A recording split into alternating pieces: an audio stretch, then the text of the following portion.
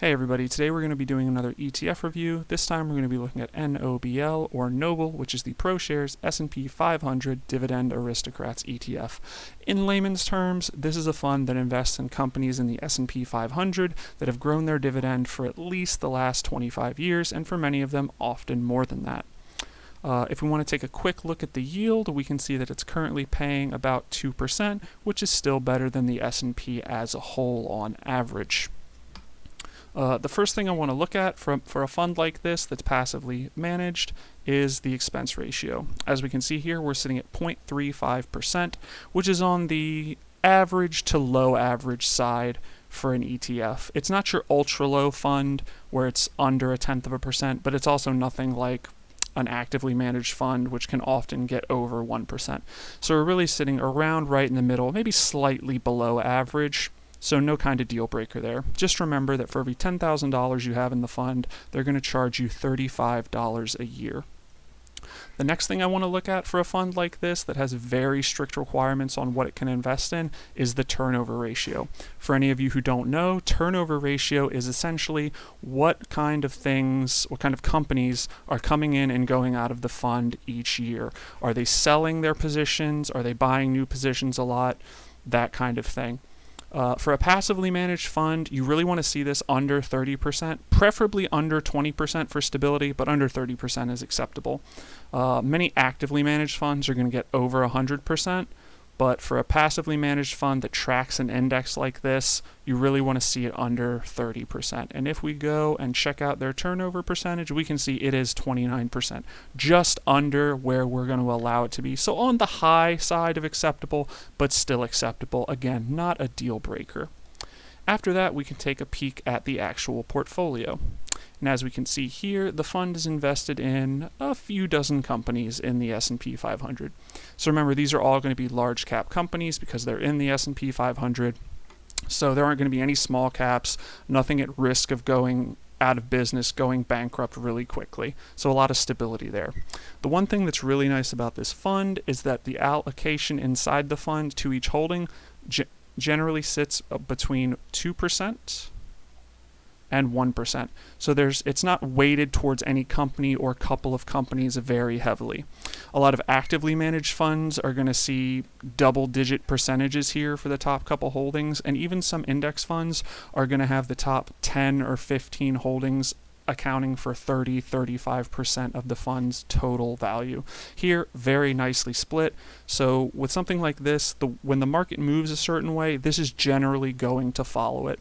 One company in the fund going up or going down a lot isn't going to affect it very much, which is good if you're looking for stability. And if we check out the actual index that it follows, we can see that, again, we're really just between 2% and 1%. The index has one company above that, but only one, and we aren't even tracking that index part exactly. If we look at the actual sector weightings, we can see that it's very heavily into industrials, consumer staples. That means things that are going to be around pretty much forever. These are things like food, production, stuff that even if there's a market downturn, these things are still going to exist. They're still going to be in demand. And we can see that if we go down to the end, we look at information technology, we're barely in this at all. So it's not going to follow a tech boom or anything like that, but it's also not going to follow a tech sell-off or anything like that. And as we can see in the middle, we start to go up a little bit until we get up to that consumer staples. Next, let's take a peek at the distribution. The fund was incepted in 2013, so we go back to there, and we're looking at 13 cents a share. Now, the one thing about these distributions are because of the turnover in the fund, the first distribution of the year is often going to be lower than the last distribution of the previous year, because you'll have companies that drop out or come into the fund, so it'll change the dividends coming in. So just keep that in mind. As we can see, we go from 13 cents ending at 23 to 29 to 42. We do have a bit of a drop in 2017. There might have been a large turnover that year that made that happen. Not sure. We don't have that information at hand right now. But we can see that then continues to go back up 42, 44, 53. So our dividend is increasing over time. If you're looking for some appreciation in your dividends, you've got that happening here. Next, let's take a look at the performance.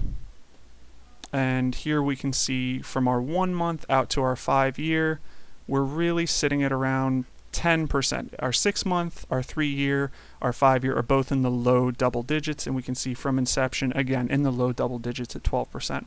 If we're looking over the last year, we're looking at about 23%, which does beat the average for the S&P, which sits around 10-ish%.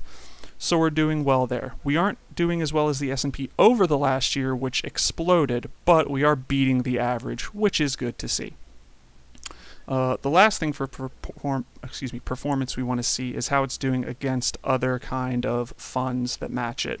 So we're going to have 3 portfolios here. We'll have NOBL in our first portfolio. We'll have our S&P tracking ETF from Vanguard in our second portfolio, and then a similar ETF in the Vanguard Dividend Appreciation ETF, which follows a very similar strategy but isn't as stringent in their must be in the S&P 500 and must raise it every 25 years. This is just companies that are, raising their dividend and are probably going to do it in the future, so it's a little bit more lax in its inclusion standards. And if we look down at our comparison, we can see that of our 3 funds, NOBL actually does the worst. It doesn't fall behind the Vanguard Dividend Appreciation ETF by much, in fact, very little, but they both do lose to the market out by about 10% over a 7-year period. And if we look at our returns year over year, we can see that we're doing about 11% with both of our dividend portfolios, whereas our broad market portfolio is almost 13%. So we're losing out to the market slightly, not by a lot, but year over year, you're not making quite as much money. So what do we take away from this? Who is this fund for? Is it for you? There's really only one group of people who should be looking at this fund, and that's going to be your passive income investors. Your retirees, your semi-retirees, or your people who are working a full-time job, but they need another stream of income, and maybe they don't want to take that second part-time job to do that. If that sounds like you, this might be something for you. If you're really just looking for a set it and forget it kind of strategy, then this ETF is something to look at. However, if you're thinking about turning over your ETF in 2 to 3 years, or even within a year, I would tend to avoid this. You're not going to get the kind of returns there, even with your dividends, that you will from, simple index funds or even some other ETF funds, as we can see here with the Vanguard Dividend Appreciation ETF or with something like SCHD. So if this is something that you're looking to just sit your money in for 20 or 30 years and just use the dividends as some supplemental income, it could be something for you. If not, I'd tend to look past this, as there are plenty of other funds that are going to do better for you if you're looking for a different strategy. I hope this helps, and thank you all for watching.